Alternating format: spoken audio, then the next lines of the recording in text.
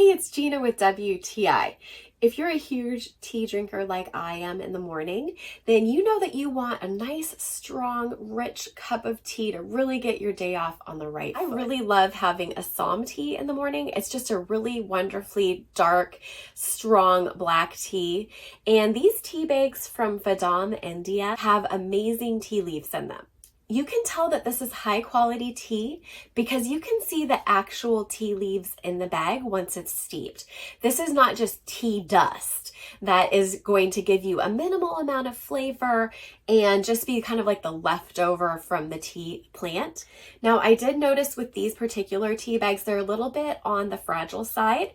Sometimes if I pulled the string off too quickly, it would tear the bag. And that was okay for me because I also brew loose leaf tea, so I would just add it to a pot for that. So if you don't want to risk having the tea bag break, just pull gently on the string and the tab before you plop it into your cup.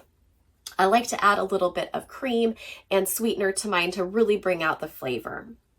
This is an amazing breakfast tea, but really you could drink it all day long if you wanted to. The caffeine content isn't too high. It's enough to get you going, but not to give you the jitters. I really like drinking this tea, and that's my point of view.